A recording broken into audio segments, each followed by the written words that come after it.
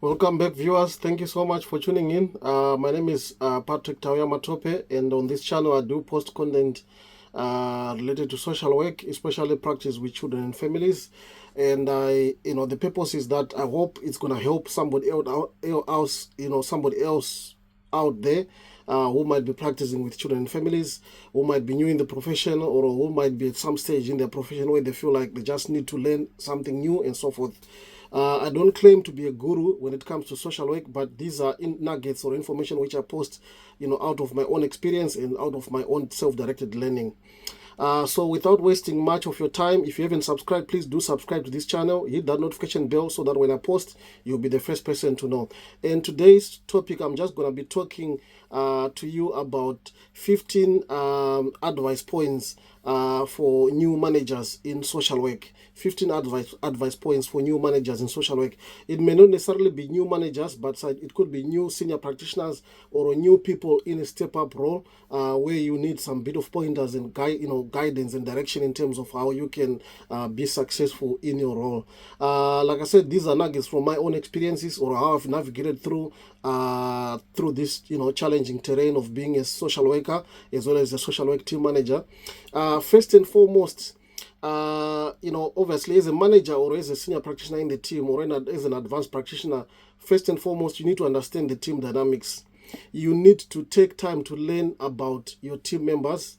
You need to take time to learn about their strengths, their weaknesses, and also the roles that they play within the team. Somebody might actually be a senior social worker or might be a social worker in the team, but they play a significant role in terms of supporting others, in terms of enabling others to learn.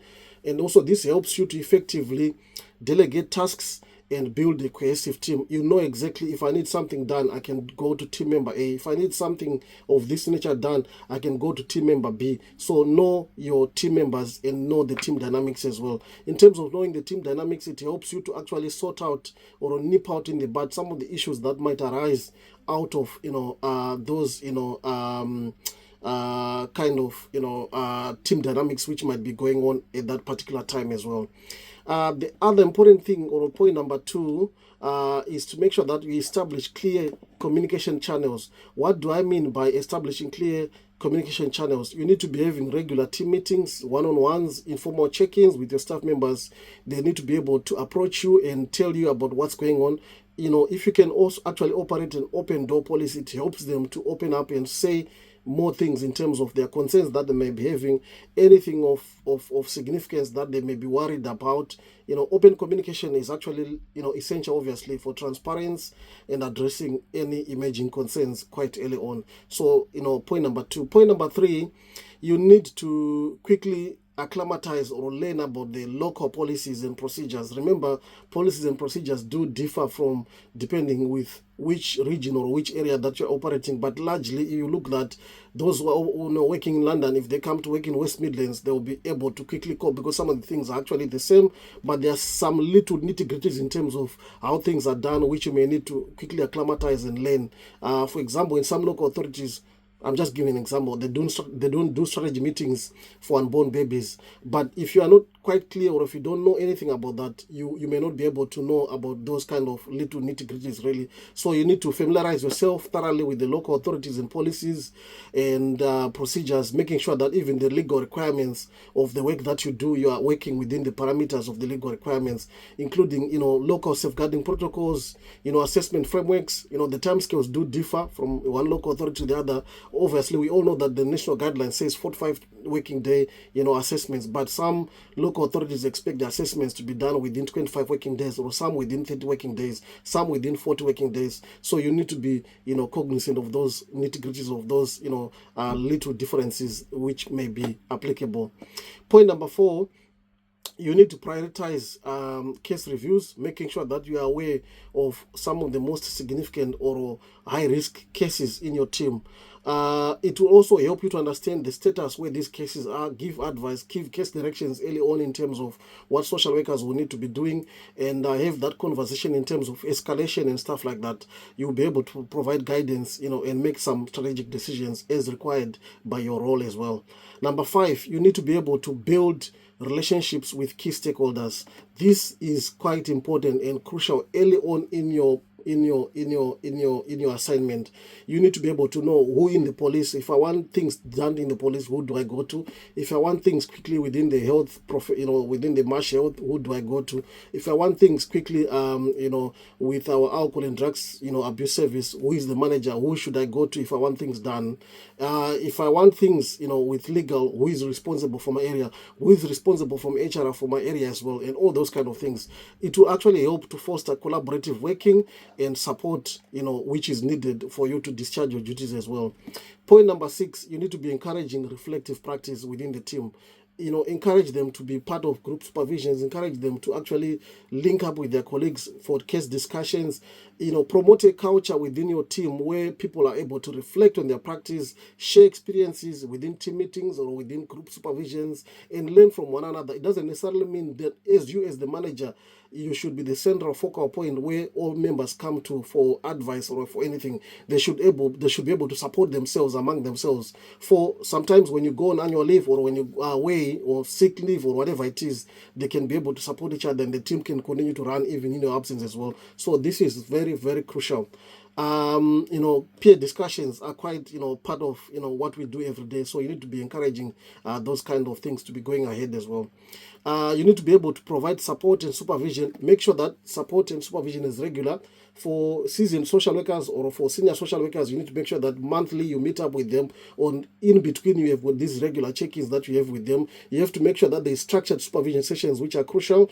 And you also focus on emotionally supporting them, case management, professional development, help them manage complex cases. When it comes to complex cases, there are some cases where you need all hands on deck.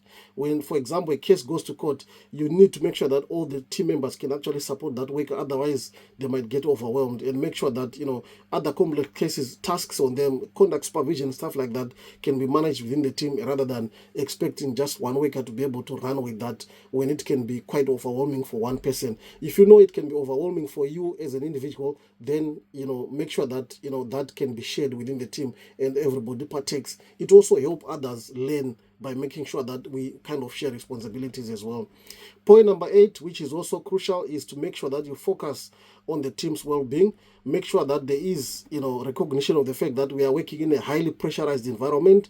The nature of the work that we do, being an advocate, for others' well-being, we also need to advocate for our own well-being as staff members, making sure that we that you encourage flexible working. You encourage staff members to be working flexibly. There are some people who struggle to work when it is in during office hours, and with a particular task that they need to be focusing on. You should be having the leeway to actually allow them to actually work from home, focus more, get things done. As long as they're getting things done, your focus should be on throughput. Your focus should be on good initiatives that can actually bring the work forward and move the work forward as well, and making sure that you encourage them to access support even from workplace options and all that. Point number 9, which is also crucial, is to make sure that you yourself model good practice. You need to lead by example. Professional conduct, decision making should be on time. If you are not available, make sure that you go back to that worker whom you have said, while you're in a meeting, can I call you back in 5 minutes or can I call you back in 10 minutes? Get back to them, find out what it is that they want your support from, and then you'll be able to actually support them going forward. And making sure that interactions with families are purposeful, they are done on time, things are recorded on time, and you yourself, you are the one to set that example, making sure that the standard is set for the team. Point number 10 is to make sure that you set clear expectations in the team. You need to be setting clear expectations. When workers are joining and they're new, you have a sheet of clear expectations of what you think needs to be done, which is clearly written, clearly communicated in terms of expectations, so that there is no ambiguity in terms of them saying, no, I wasn't aware of how these things need to be done, or I wasn't aware of, in terms of how this needs to be done and all that. You need to be setting your expectations very clearly early on in you taking up that role. You need also to make sure that team continues to adhere to deadlines, and where these are not being adhered to, they are addressed appropriately. Address them informally first, but then go down the capabilities route if you feel that there is an issue around capability for that in particular individual as well. This helps to establish a productive team which is accountable to the work environment that you are working in, which is accountable to the needs of the service, and which is accountable to the needs of the service users as well. Point number 11, which is also crucial, we're only left with four points to go for us to finish this video. So thank you so much for sticking around up until point number 11, is to foster a learning environment. How do we foster a learning environment? You need to be encouraging professional development through training opportunities, identify training needs when you're in supervision, identify workshops that staff members can actually attend, and webinars and stuff like that. There is so much that individuals can actually tap into, and you need to be encouraging your staff members to be able to take charge of their own training needs, even though you are able to identify training needs for them, but they need to be taking charge of their own training needs as well. Make sure that they've got access to all the resources which are required. For example, K-Inform, Research and Practice, all those other websites, and make sure that they've got the best access to practice guidance and stuff like that, to make sure that there is good learning opportunities within the team. Within case supervision, make sure that each and every worker takes a task in terms of them going to research and come and deliver. It also boosts their morale, it boosts their confidence to be able to present in front of their team as well, so that they are able to, it's how you can actually enable them to learn, enable them to be well-rounded professionals at the end of the day as well. Point number 12 is to make sure that you manage time effectively by setting or making sure that you set up your calendar. It's visible to everybody. They know what you are doing, and you are managing your time, and lead by example when it comes to time management. Do your things on time, so that when you expect them to also do things on time, it's because they can see that you're actually turning up some of your working on time as well. You need to be balancing your managerial responsibilities with case oversight, making sure that there is also supporting the team, but also making sure that you as a person, you are capacitating yourself to be able to capacitate others. That's quite important. And point number 13 is to be open to feedback, open to criticism. There are things that you may not get correct the first time all the time, so you need to be open to the feedback which can come from your colleagues as managers, but also feedback from your team members as well. So you need to be able to create that environment where team members feel comfortable to give feedback, and this helps in identifying areas of improvement and also adapting your leadership approaches to make sure that it's adapted to what's on the ground. Point number 14 is to make sure that there is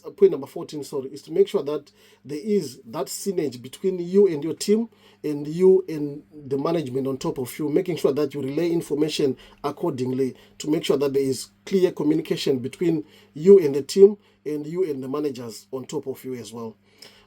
Point number 15, which is going to be the last in this video, is to celebrate success. The small gains within the team. Somebody purchases a home for themselves and their family, celebrate that. Somebody turns certain milestone in their age, celebrate that as a team. Somebody passes an interview, celebrate that as a team. Somebody gains promotion, celebrate that as a team. So it's about celebrating those small team achievements and small personal achievements with the team, both big and small, to make sure that it boosts the morale of the team, it reinforces positive behaviors within the team, and also reinforces good practice within the team, to make sure that you remain as a team. Team cohesion is actually is actually pushed forward as well. So with those nuggets, I hope that you'll be able to quickly adapt to your managerial role that you've just got recently. And for those who are stepping up to be senior practitioners, advanced practitioners, I hope you have found some of these points quite helpful as well. Thank you so much for tuning in. If you haven't subscribed, please do subscribe, hit that notification bell, so that when I post, you'll be the first person to know. Thank you so much.